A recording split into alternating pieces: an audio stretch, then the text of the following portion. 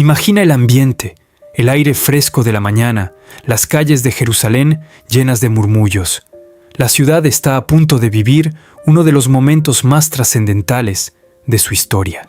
Hoy es un día que cambiará todo, y tú eres testigo de lo que está por suceder. Antes de que Jesús entrara en Jerusalén en ese famoso burrito, un plan sorprendente estaba tomando forma en las sombras de la ciudad. Pero, ¿cómo llegó hasta aquí? ¿Qué sucedió antes de ese momento glorioso que todos conocemos como el Domingo de Ramos?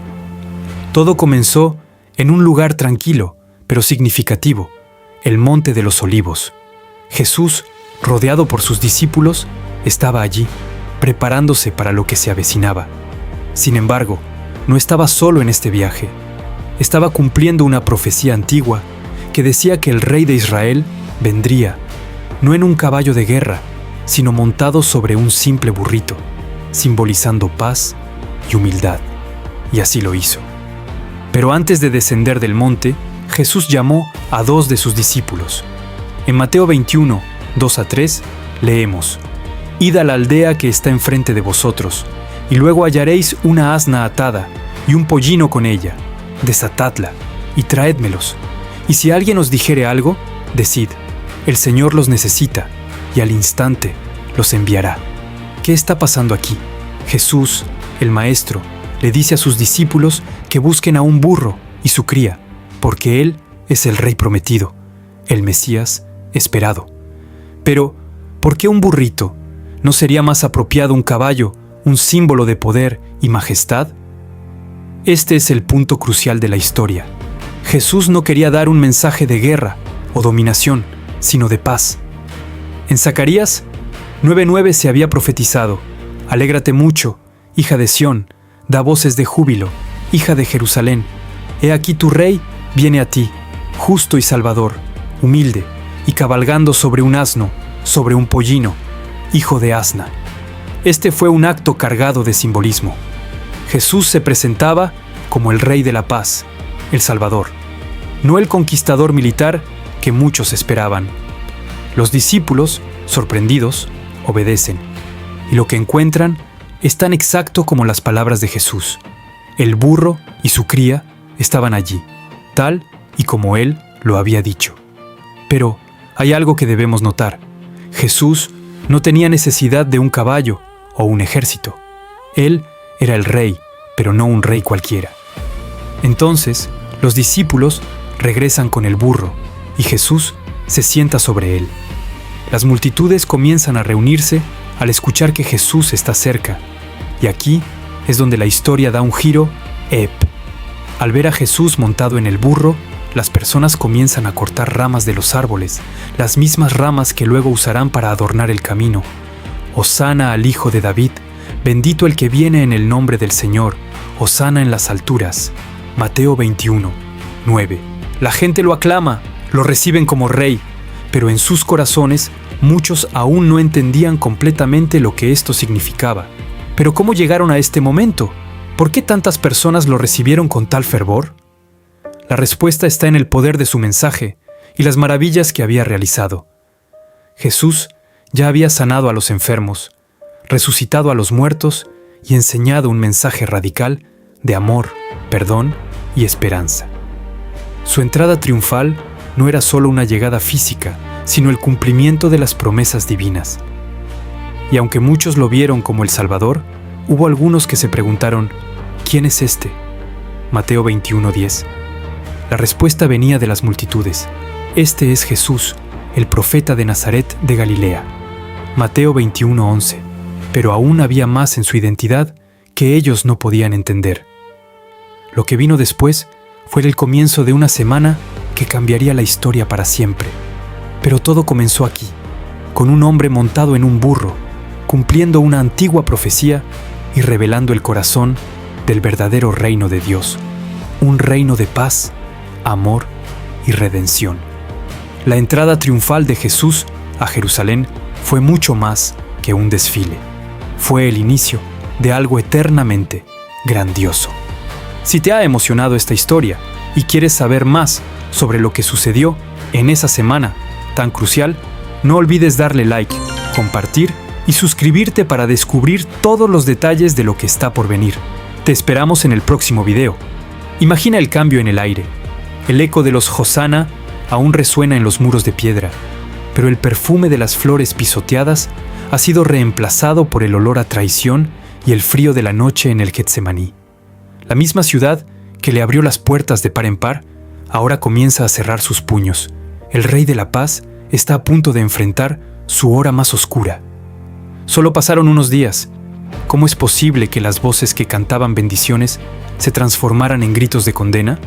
Todo comenzó a fracturarse en la intimidad de una cena y en la soledad de un jardín. Jesús sabía que el camino del burrito terminaba, inevitablemente, en una cruz.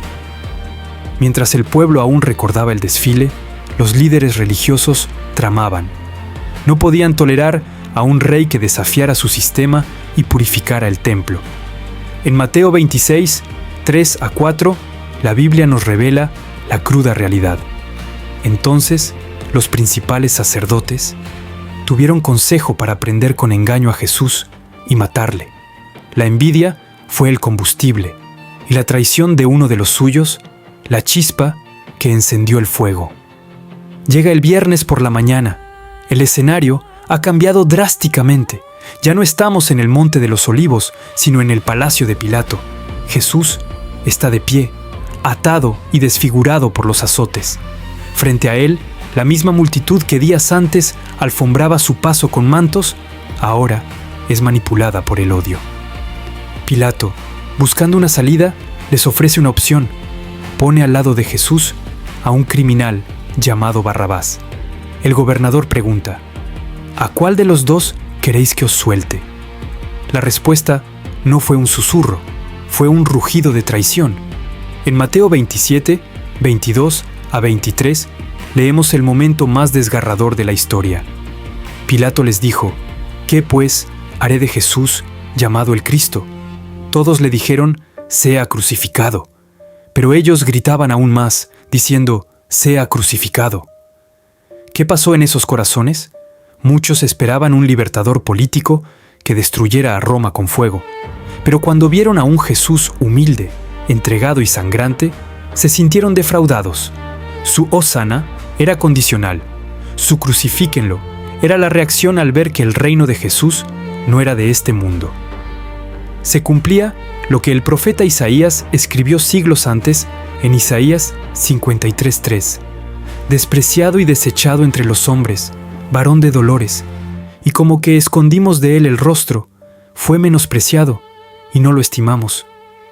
El rey que entró en un burrito para traer paz, ahora salía de la ciudad cargando el instrumento de su propia ejecución. Llegaron al Gólgota. El hombre que sanó manos paralizadas ahora dejaba que clavaran las suyas. El hombre que resucitó a Lázaro se entregaba voluntariamente a la muerte. Pero incluso allí, bajo el peso del pecado del mundo, el mensaje de paz no cambió. Lucas 23, 34 registra sus palabras más poderosas: Padre, perdónalos, porque no saben lo que hacen. El grito de crucifíquenlo parecía haber ganado. El silencio cayó sobre Jerusalén, pero lo que la multitud no entendía y lo que los enemigos de Jesús ignoraban es que la cruz no era el final del camino, sino la victoria definitiva. El rey no estaba perdiendo su trono, lo estaba reclamando a través del sacrificio. La historia que empezó con palmas y terminó con clavos es la prueba de amor más grande jamás contada. El Domingo de Ramos fue la presentación del Rey, el Viernes Santo fue la entrega del Salvador. Pero quédate atento, porque el silencio del sepulcro no durará para siempre. La palabra Hosana viene del hebreo Ash Eshish Na Hoshiana, que significa literalmente sálvanos, te rogamos o sálvanos ahora. Originalmente era una súplica de auxilio, pero con el tiempo en el contexto religioso judío pasó a ser una expresión de adoración y reconocimiento del Mesías. El burrito, pollino. En el mundo antiguo, un caballo representaba poder militar, conquista y autoridad terrenal. Un asno o burrito representaba humildad, paz y servicio, utilizado por campesinos y personas comunes. Lo que representaba en la profecía y en la entrada triunfal, la entrada de Jesús, montado en un burrito, cumplía la profecía de Zacarías 9:9. He aquí tu rey viene a ti, justo y salvador, humilde y montado sobre un asno. El acto simbolizaba que su reino no era de violencia ni conquista terrenal, sino un reino de paz, redención y reconciliación. Era un mensaje revolucionario. El rey verdadero no domina por fuerza, sino por servicio, sacrificio y amor. Si este contraste entre el Hosana y el crucifíquenlo ha tocado tu vida, dale like, comparte este mensaje y suscríbete. En el próximo video veremos cómo la oscuridad más profunda se convirtió en la luz más brillante de la humanidad. La resurrección. Te esperamos.